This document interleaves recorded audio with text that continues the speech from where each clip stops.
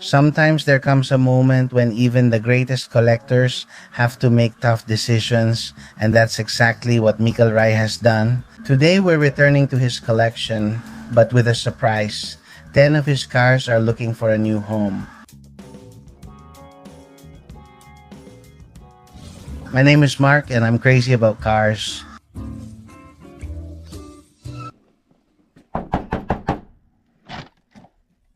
Hello, Michael. Hello, Mark. I can't believe it.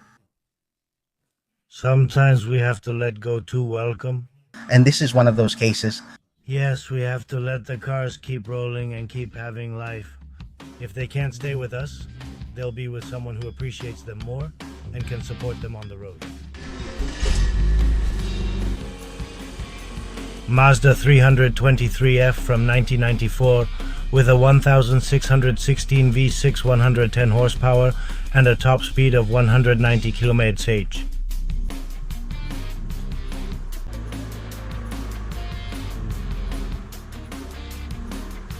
Mark, want to drive it? Yes. Yes, of course we're going to try out this Japanese marvel. How could we not try out this car? I had a 323F Gran Turismo with 170 horsepower, also a Mazda engine, a car with a 2000cc engine. It ran pretty well, but this is the first generation, nothing like that second generation, so let's try out this car. We can go right or left, whichever you prefer. To the right, left turns residential area. What do you prefer? We're not going to take the turns. A 1,000 kilo car, it doesn't even reach 1,000 kilos, I think. 16 valves, it revs a lot. You guys can't see the temperature, but the temperature is already correct. Yes, we're going to close the windows and we're going to try it.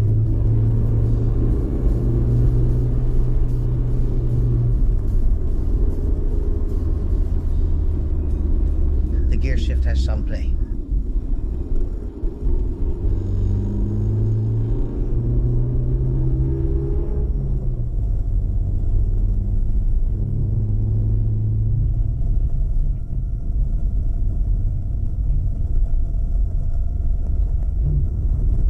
It has central locking, and for a classic car, it has quite a lot of equipment. After all, it's still a Japanese car.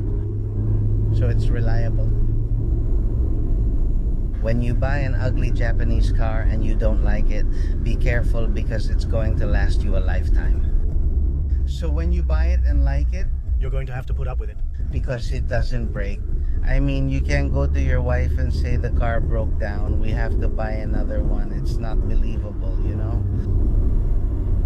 It's a vehicle that, while not a classic, a good classic, It's from 94 already. 31 years old. We're about to enter 2026, making it 32 years. The thing is, it has such modern lines that it's a car over 30 years old and it looks like it's new. It's actually better looking than modern cars, which have no personality. And this car, the lines are really beautiful. What do you think if I stop and we film this car so you can see the lines here under a little tree?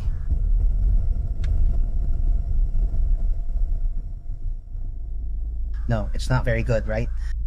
It responds well with no shaking. Maybe it's the gear shift, or maybe it's the little plastic piece that's holding it. It's a bit worn and needs more care, but you guys will have to handle that. Let's look at it from outside.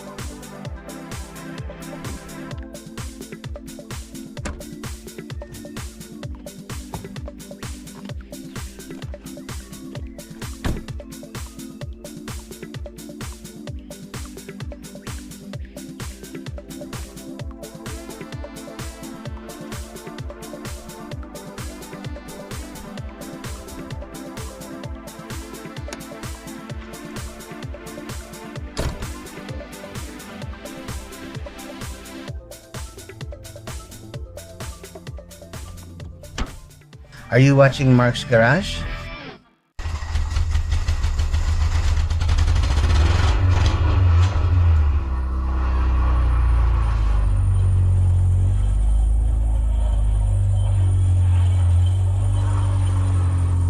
It runs smooth as hell, huh? But you can hear a bearing, and the clutch. The clutch pedal stays pressed, probably because it hasn't been used. You'd have to check the clutch pump.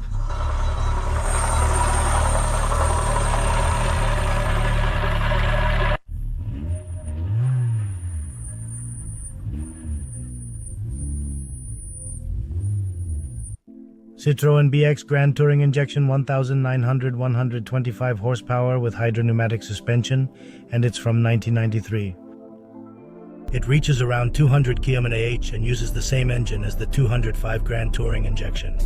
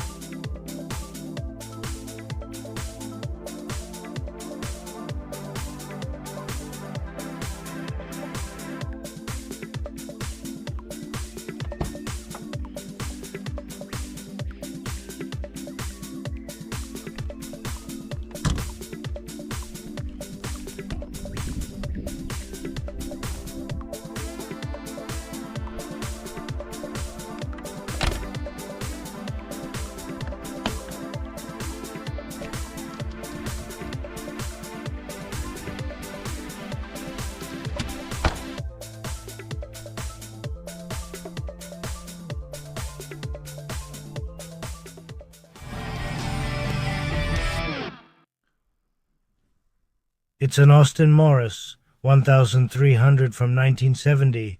It has a top speed of 145 kilometers per hour, and well, it's a vehicle that you have to take care of.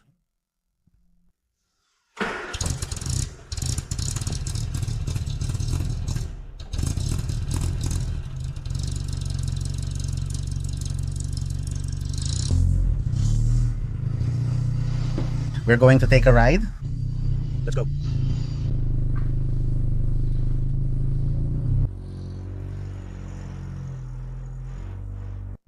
What do you think if we take a ride in this Audi Morris made at the Pamplona plant?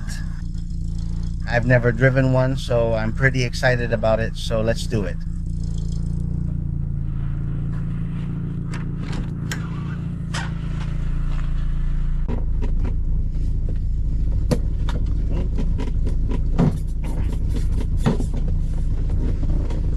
See, Triana? See.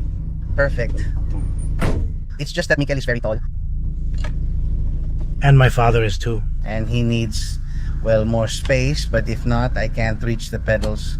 Okay, let's go for a ride and see how it feels. Oh, very good. I love it. It comes with all the carpets from that era, typical of the 70s, with this red and black rubber plastic, and with the English brand Leyland. Let's try how it goes. But they don't fit. Lift the zipper well. I can see that. Yes, the clutch is super long.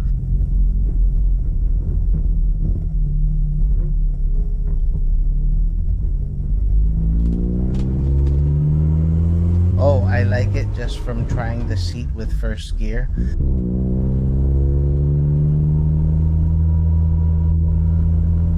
Without a doubt, it's not as fast as the Mazda 323F we've tested. It's a totally different mindset.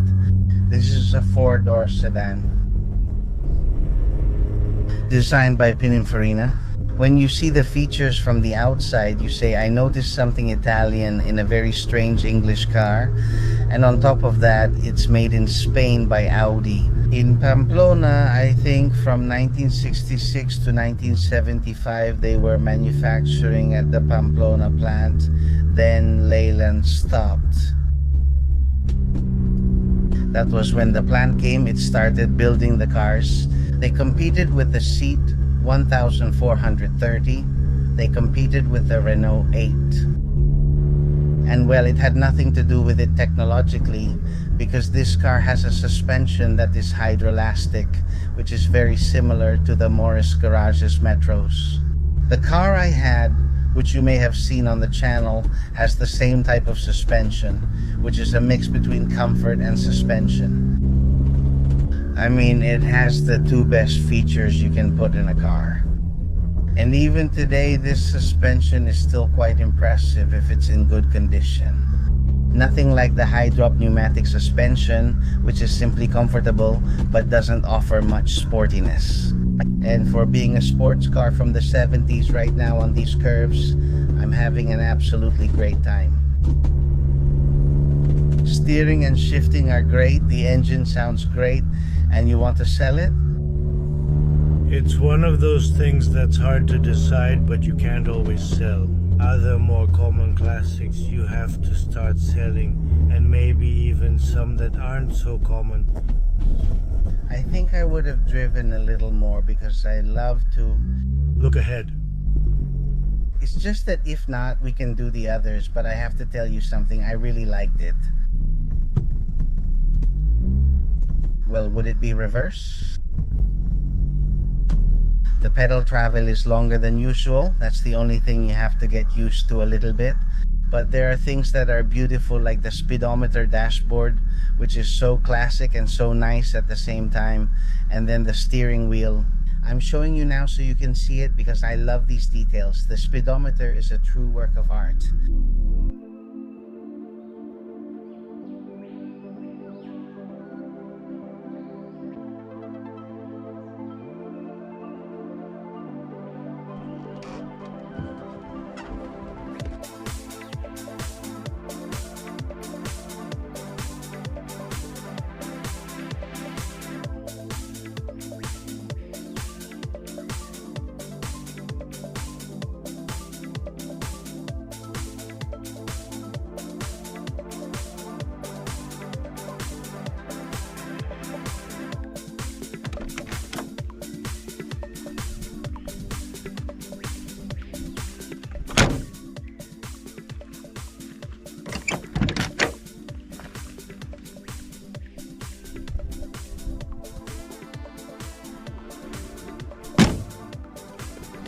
The interior of the car is vinyl. It's in very good condition. Let me check the roof. We haven't looked at it yet. Just a regular upholstery like the ones you see nowadays. I thought it would have one of those stitched roofs, which are usually very typical of that era, especially for an English car. I'm not sure if this is the original roof, but the car is in great condition. Let's take a look at the trunk, a roof. A pretty big trunk, the server liner. Well, it's a little bigger than usual. The spare tire is underneath with its tools over there in the corner. License plate, I think from Castellon. And this car, little by little, has made its way north until it reached Michael Riedel's collection. So what do you think if we go try another car? But I have to say, of all the cars I've tried, this one is my favorite so far. And how much are you selling it for? 6,000 euros. A good device. Whoever comes and tries it will realize that it's fun to drive, that it transmits, you know. This car transmits perfectly, it makes you have a good time, which is ultimately what you want when you go out for a drive with your classic.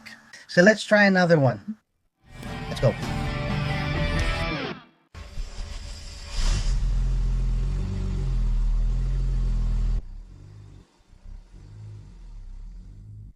Here we have an Opel Senator, the 3000, the 12-valve 6-cylinder inline engine, and it's from 1988.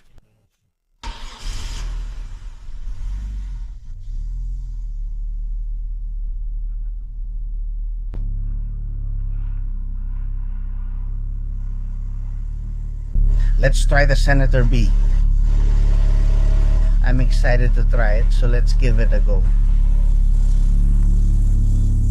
Alright, let's go for a ride. Mikel, okay. Automatic transmission, right? Like a luxury sedan should have, they put in an automatic transmission.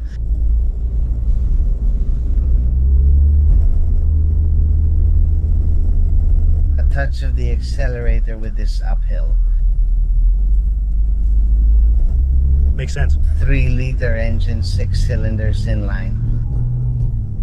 And the difference between the 6 cylinders in line and the V6 is that the vehicle, you notice that it sounds smoother in line and responds differently.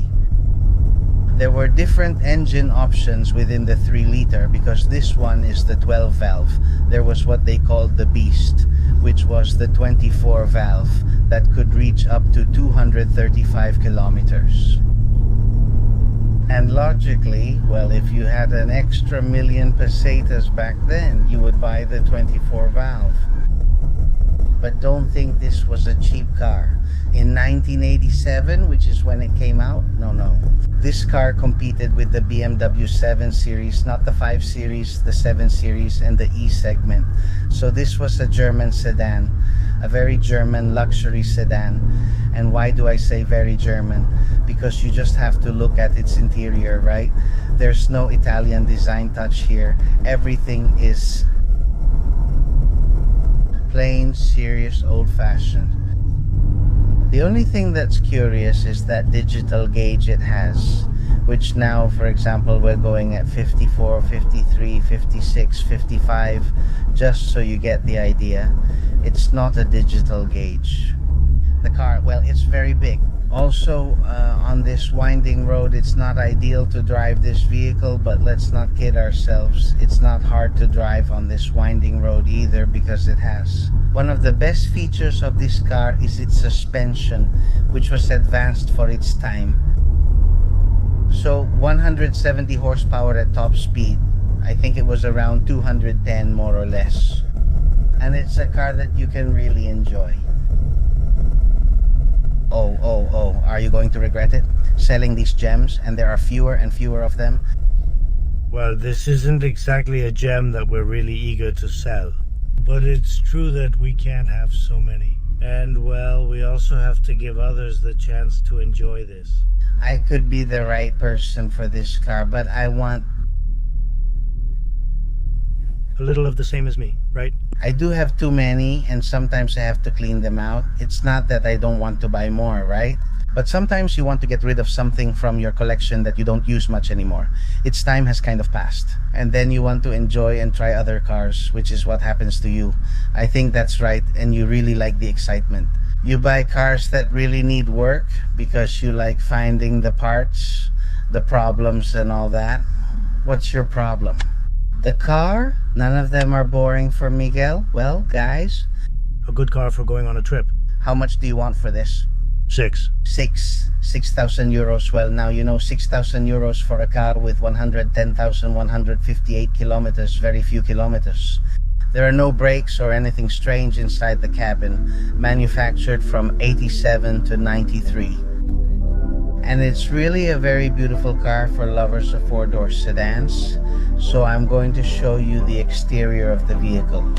Let's go.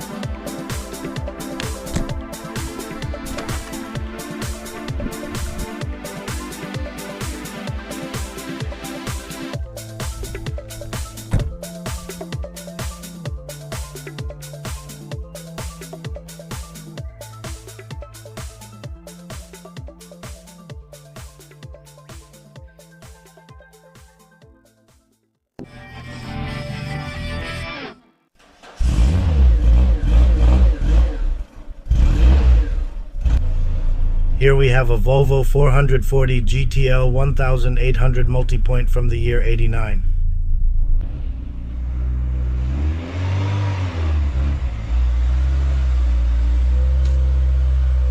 We're going to test the Volvo 440. I tested it when I was young, but that was many years ago, so let's try it now. Let's see what does this car make me feel. So we'll see it in a little while. Let's go.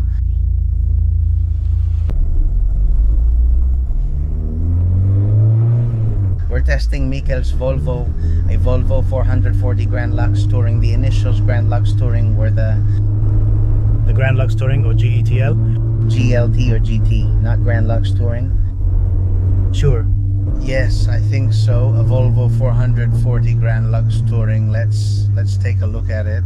Look at it, Grand Lux Touring, our brand has surprised. Yes. Manufactured from 88 to 96, we're driving an 89 version. It was the highest trim level. Within the 440, there were two engine options, the 1.7 and the 2-liter. The one we're driving is the smaller one, the 1.7, which puts out about 109 horsepower, while the 2-liter puts out 125. The car is somewhere between a sedan and a sports car. You know, you don't really know what it is. It's fun to drive, very sturdy, and it's becoming quite popular now in the classic car world. It seems like people are looking for these vehicles again, which are sturdy cars that were well made. And well, here we have a version with only 94,264 kilometers, very low mileage, seats in perfect condition. You'll see the car has been repainted, but it's fine. I don't know why. Many times people don't want to keep the patina, and sometimes a lot of people end up painting these vehicles. The roof and hood were faded, so you painted them and then the whole car to prevent a color mismatch. You already know that Volvo made cars in the Netherlands, but they didn't make engines. This engine comes from Renault, and it's an engine that ended up in many different cars, such as the Renault 9, the Renault 11, the Renault 21. Different versions, because they had to be the TXE, but they've been in many other engine versions as well. A very reliable engine, but not just because it's Renault. You mean they just took the car and put it in? They made several changes to the Volvo 440 engine at Volvo, such as strengthening the cylinder head. I don't know if you knew, but it was made stronger. Also, they didn't like the engine mounts that Renault used, so they made different mounts. They modified the gearbox, and they soundproofed the gearbox and the engine differently. This gives the impression that it's a different car with a different engine. I mean, when you're driving this car, you don't feel like you're driving a Renault 9. Without a doubt, you feel more like you're driving a 480, which was the bigger, fully sporty sibling, because they shared the same naturally aspirated engine. Why are you selling it? We have to let it go. It's one of the vehicles we've decided to sell. We're not using it much. Someone else will likely enjoy it more than us, and leaving it parked is risky. Regarding breakdowns, you can't just store the whole car. I hadn't started it in a long time, and it was hard to get it running. It isn't running perfectly because something's missing. a tune-up. A tune-up and to be driven, which is what cars really want. And if you don't drive them, well, they break down. We encourage you to come see it with 94,000 kilometers, and we're asking for 4,500 euros. I'm going to the inside so you can see how beautiful it is inside, and that's it. That's all, guys. If you like these kinds of videos, you already know we're going to do it again and make another one just like it, selling 5 more cars. I'm going to leave Mr. Mikel Rader's phone number here, and I'll also put it in the description. And if you want to see a bit more, the description of this car will also be on the Mars Garage website. It's there. All the cars that Mr. Mikel Rader sells will be listed there. Maybe even more cars than you've seen in today's video. Because we're going to list all 10 cars that Mr. Mikel Rader wants to sell. But anyway, that's all for today. See you next Thursday.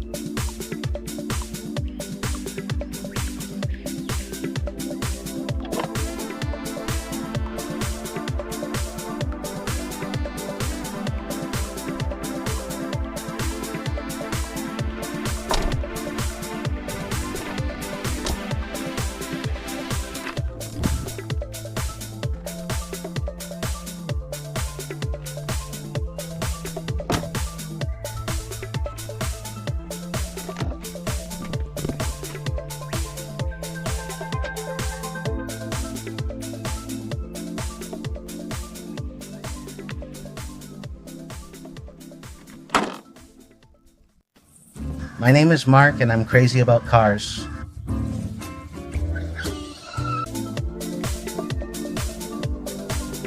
Hello, Mark. No, you even have to tell me the car's features. Here we have a Volvo 440 GTL 1800. Multi-point.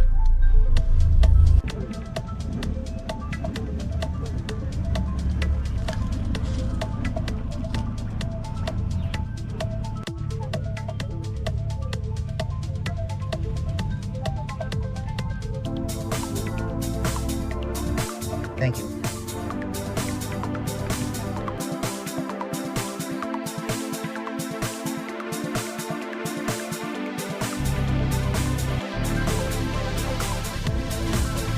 Good, how are you? I've already gotten stuck. Underscore. Alberto, if you have any comment, no, Alberto, and if you have any request or anything, a photo, whatever, send it to me on Instagram.